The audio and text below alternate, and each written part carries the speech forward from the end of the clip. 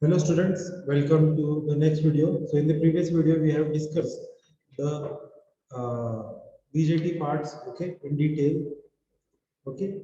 Like we have seen the symbols, transistor operation, both of NPN and PNP transistor.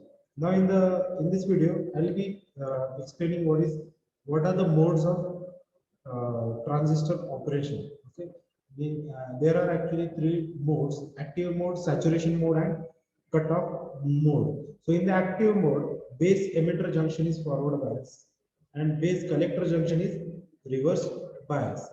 Okay, means the upper layer junction will be always in the forward bias, and the lower region means the collector and base region will be in the reverse bias. Then in the saturation mode, base emitter, okay, remember this point, base emitter junction is forward bias and base collector junction is also forward bias.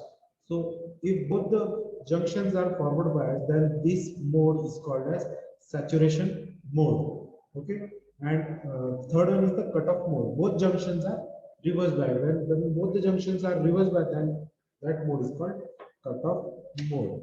Okay, then we have transistor connections. Okay, connections. So transistor can be connected in a circuit in three ways.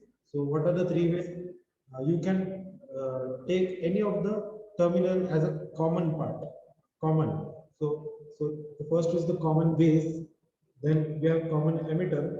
We have common collector. Now we will see what is the common base, how the common base connection looks like. So here you can see the base is kept as a common. Base is kept as common for both the two sections. Okay, means both the common current will flow.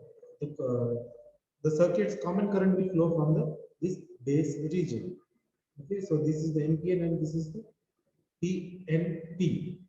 NPN, PNP.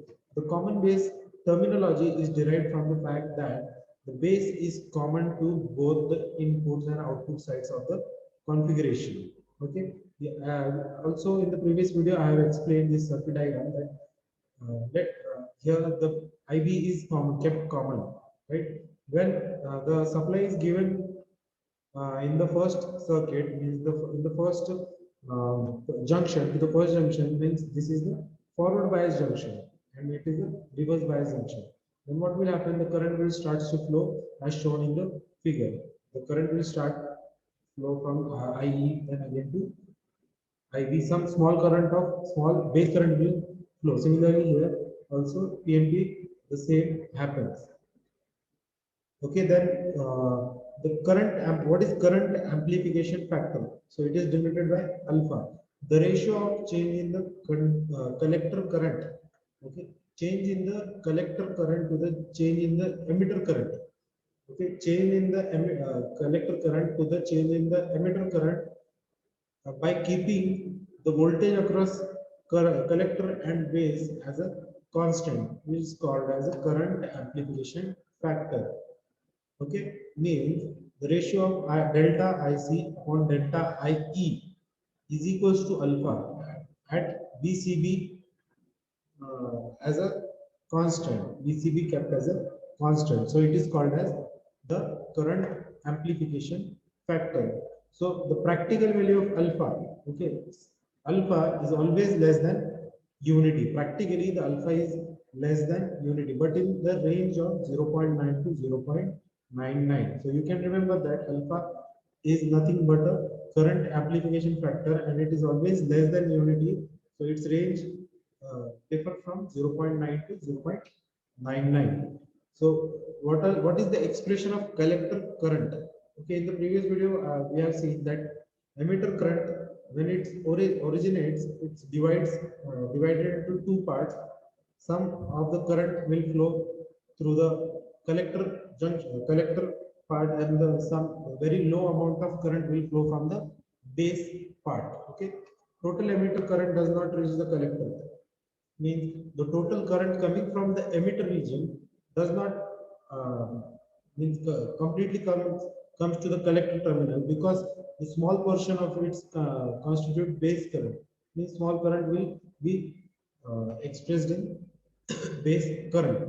Also, collector diode is reverse bias, and the collector and the base part is always reverse bias. So very few minority carrier passes the collector base junction. Due to the reverse bias, the collector base junction also has a very few minority carriers, which actually constitutes a leakage current that is called as ICBO. Okay, so due to that means due to the you should know that if I'm providing a reverse bias, then no current will flow. But due to the minority carriers available in the junction, the leakage current flows. So that current is called as ICBO, base current leakage. Okay, constitute the base current leakage. So collector current constitute a portion of emitter current, means the collector current constitute a portion of emitter current. So it is denoted by alpha IE, and the leakage current ICB.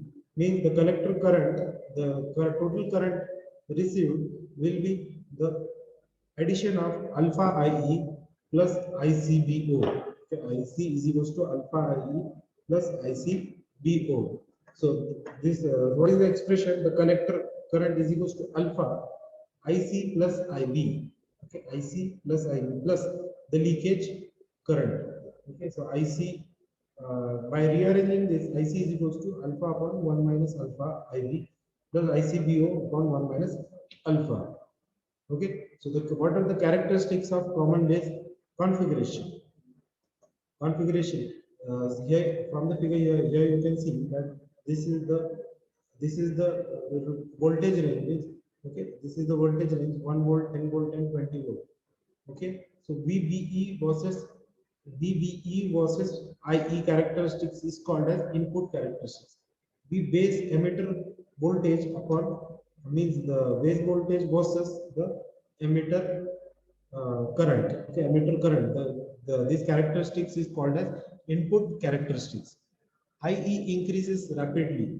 As you know, the emitter current increases rapidly with VBE. As the VBE is potential difference between base and emitter increases, the IE also increases. It means input resistance is very small. If VBE is increasing, IE is increasing, that means that the resistance at the input side is very small. So IE almost independent of VCB.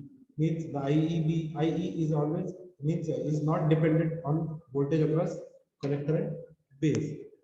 And what is the output characteristics? Output characteristics uh, is the graph between voltage across current and base and the collector current, means the current receiving at the collector, which is measured in milliamperes. IC varies linearly with VCB only when VCB is very small. As VBC increases, okay, voltage across base and current increases, IC becomes constant. Okay, so what is input resistance and output resistance? The ratio of voltage across, change in the voltage across base and emitter divided by the change in the emitter current. Okay, and vice versa. What is output resistance? RO. Okay, and I denotes for input, O denotes for output. Change in the voltage across VBC upon IC. Okay, so I think that's all for this today's video. If you have any kind of doubt, you can contact me. Uh, you can contact me on my YouTube channel. Okay, so thank you for watching.